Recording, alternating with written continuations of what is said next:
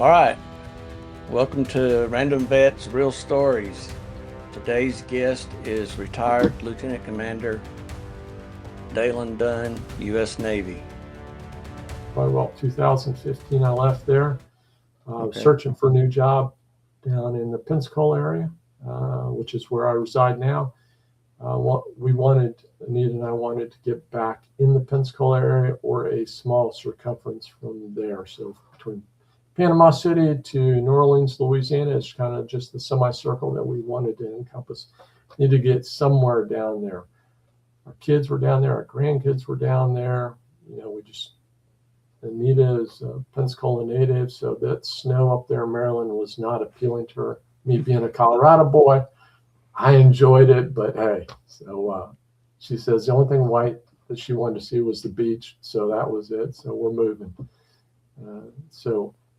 Got a job down here in Pensacola, still working for another program office out of Pax River, but it was a joint program led by the Air Force down here at Eglin Air Force Base. So we were part of that program. So, we had the Air Force leading the way, there was ourselves, and then there's also a group called FMS, Foreign Military Sales, that had 30 different countries that wanted to procure this same munition. So, as my job, I was responsible for overseeing the procurement for the Navy and the Marine Corps, made sure that we got our share of procurements, fought for the money, the budget, logistics, do we have parts, and then reporting up to our program officer, both up in Pax River and also up in the Pentagon. So our sponsor, make sure we're doing what we're supposed to. So that's where we ended up, Tim, down here in Pensacola. Finished out there. I retired here in January. Yeah. Yep. All right. You keep in contact with a bunch of your fellow service members since you've retired? Probably not as well as I should, Tim. I mean, you and I have talked about numerous things that we still need to do. Corey and I talk somewhat. Keith Hulbert and I do. McClatchy. Not as much as I'd like to, and that's really on me. I mean, we're all busy, we know that, but as much as I can. Reunions, definitely. I enjoy our reunions. But yeah. Did you and Master Chief Hobart ever cross paths again on any of your tours? Let me think about that one. He was with Fighter Wing for a while. He was with VF-32 as senior chief. He was with Fighter Wing, and I was with VF-14. So he came over, did our inspections. I mean, that was it, but we were never in the same command at all or anything like that. So okay, he didn't cut me any breaks, that's for darn sure, for knowing him. So no special treatment. Right. Yeah. I left the service out of VF-32 and went back in probably a year and a half, 2 years, almost 2 years later. I went back in, and I was stationed in Pensacola, and at the Fleet Readiness Action Group at the FRAG, and I hadn't been there long, and I think it was the commander, our office commander, goes, "Hey, Prater, you got a call on line such and such." And it was Master Chief Hulbert. He done figured out that I was back in the service, and he's like, "Hey, I'll get orders cut tomorrow, and you can come back up here." And I'm like, "No, I'm good." Yeah, that's not surprising. Yeah. That's All funny. right. So, what advice would you give to the young people today about the military? So I recently gave this advice, but yeah, we can talk about that in a minute. But about the military, so coming in as enlisted, E1 to E3, you really only need to follow just a few simple rules. And I hate to put it so bluntly, it's, do what you're told, listen more than you talk, be where you're supposed to be on time. In fact, you should be there 15 minutes early.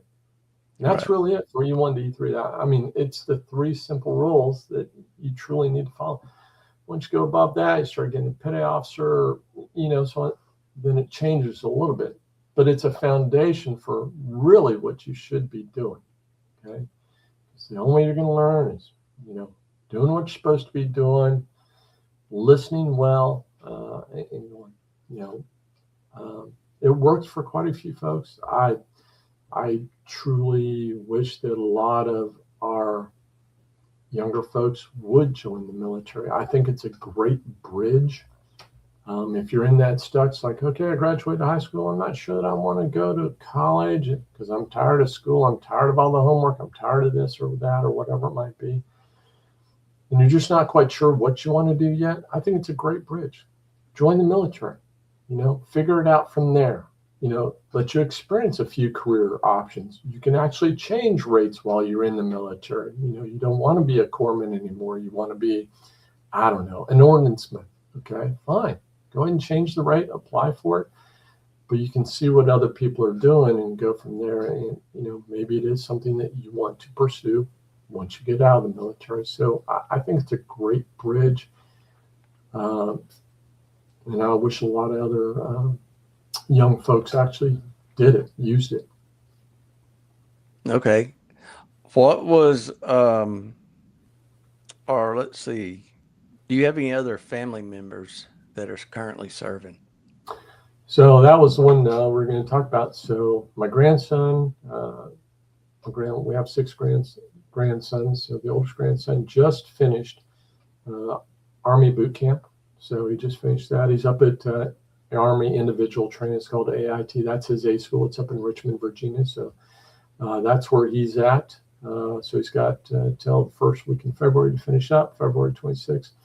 And then I guess here in a few weeks, we'll figure out where he's going to be stationed. So that's what he's doing. My son from the first marriage, Jeremy, he went into the Navy. He was an AMS. So, and he retired as chief petty officer from the That's Navy. awesome. So he was part of Helo squadrons, HM. So H-53s would all him. So. All right. All right. So here's one, and just keep in mind that we're going to be worldwide. This can be seen worldwide. But what was the most hilarious moment that you had in military while you were serving? I thought about this one a lot, Tim, and I was like, let's see if we can actually keep this kind of clean. So there's one that was not funny at the time, but it's kind of funny now. So one of them that I thought was actually pretty funny was there was a time when we were in 32 that you may or may not remember this, where if you went up to the AA shop, they would actually hook up a maker to the doorknob, and they would zap you, if they knew you were coming, or they'd hear you coming down the hallway or whatever it might be. So they'd go ahead and ramp up the maker. And as soon as you touch it, it'd zap you.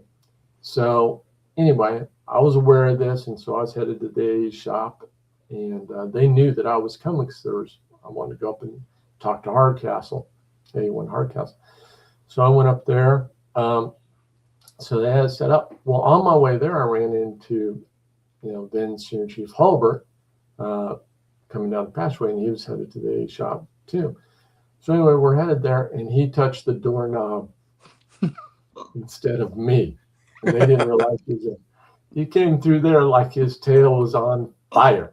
And I was just busting, got laughing. They were laughing for probably a second until they realized who they had gotten. But anyway, I can imagine. I bet. Other than that, Tim, I mean, we get new guys on the ship or in the squadrons, we're sending them around to look for prop wash and pad eye removal tools and so on and so forth. I mean, I always thought that was funny, and I thought it was a great experience for a lot of our new guys to get to know the ship, how to get around the ship, see some of the other departments. Even though they were gone for various hours, as well as I do, we'll always get it, back from them. But just for them to be able to do it. And so the story that wasn't funny at the time, because it was me, Uh, but is funny now was during that deployment. I don't know if you were on this cruise. I think you were on this cruise, Tim, but you may remember. So there was a night with Senior Chief Hulbert where one of the discrepancies for one of our aircraft was we had a leaking spoiler actuator. And so the discrepancy was it was the number 4 spoiler actuator on aircraft 203. Okay, so on and so forth. So anyway, I'm running shop, go and pass down everything, so on and so forth, assign a crew. So assign the crew to go ahead and change the spoiler actuator, go ahead and go up and do it. Okay, about halfway through, it's been an hour. I'm like, night check. I said, let me go up here and see what's going on. Go up to the aircraft, look up on the back of the aircraft. There ain't nobody there. I'm like, what the heck are these guys at? Come back down the shop. I'm like, looking all around. Where are they? Come to find out, they had changed the number 3 spoiler actuator on aircraft 204. So they changed a spoiler actuator on an up aircraft, unbeknownst to anybody. Okay. And I'm in charge of the crew, causing another functional check flight while we're on deployment. We're on a workup, and didn't fix the aircraft that was broke, that still needs fixed. So now I got 2 aircraft. So me going and telling Senior Chief Hulbert that, and believe me, I had my back as close to that bulkhead as I could out of his grasp. I told him I just downed another one of his aircraft and it requires a functional check flight in the morning. So not 1, but 2. Wow. He hollered. I said, all I did was listen. I knew it was coming, the full blast. I said, I understand. When we get back downstairs, we'll get this wrapped up and get you the paperwork. So not funny then, definitely funny now. But, oh, yeah. All right. I'm going to give you the floor. Anything that you want to talk about? Go ahead, Tim. That you want to mention specifically about anything that you did? Just a couple of quick notes. So during my 28 years, working my way up from an E1 up to an LDO, Lieutenant Commander, did a lot of things, had a lot of support, but there was nothing that I achieved that was solely on my own. Always my crew, my teams, the people I worked with, a lot of support. Tim, yourself, all the personnel that I engaged with, that is who I owe it all to. It wasn't just me or just me alone. So everybody did great. Did I have issues with some people and not other? Of course. So everybody can't get along, but I found that I can never thank everybody enough. So I do appreciate that. See, I think the couple last pieces was I did pursue my college degree while I was still serving. I got my college degree in 2007, right before I retired. So did it all through testing and online courses and online, doing my papers and so on and so forth. So it can still be done long after I finished high school. We didn't have enough money to go to college. That wasn't part of us for us 4 kids. But I did want to get my bachelor's degree. And so I did get it while I was in the military right before I retired. And it did help me in my in my federal employee life after I did retire in that regard. So it helped in that regard. So John Tresina, I know I've mentioned him earlier.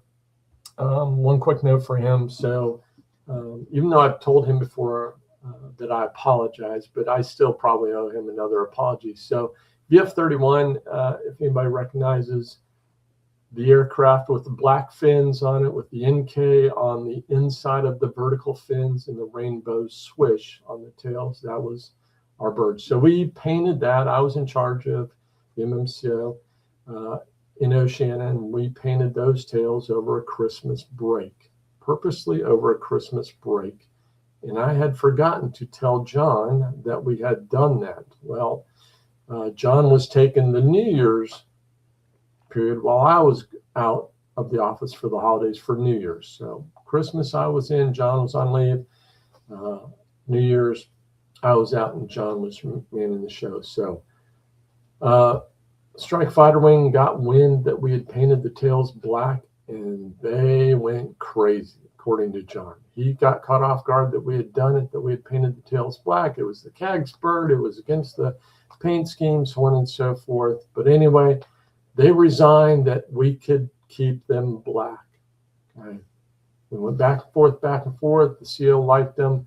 It was a CAG's bird. So if we agreed to paint them before, repaint them right before we went on cruise for, of course, obvious reasons, which we did. So that was ours. The NK on the inside of the vertical fins was different. It really didn't fit on the outside of the vertical fins. The only requirement for that marking was it had to be on the vertical fin. Didn't say whether it was on the inside or the outside. So the corrosion control shop, we put it on the inside. It was different. I think it worked out okay. I guess, Tim, one last piece is Scott Derrick, may or may not know, was my brother-in-law. So he married my sister. They had a couple children. So always appreciate him. Last, I think, note was, I know we see, the F-14 retired. The retirement ceremony for the F-14 up at Pax River, Maryland, up at NavAir, since the program office was there, we had a bird there, was incredible. Well over 500 people attended coming down from DC, people that had flown it, people that had maintained it. It was just incredible in hangar.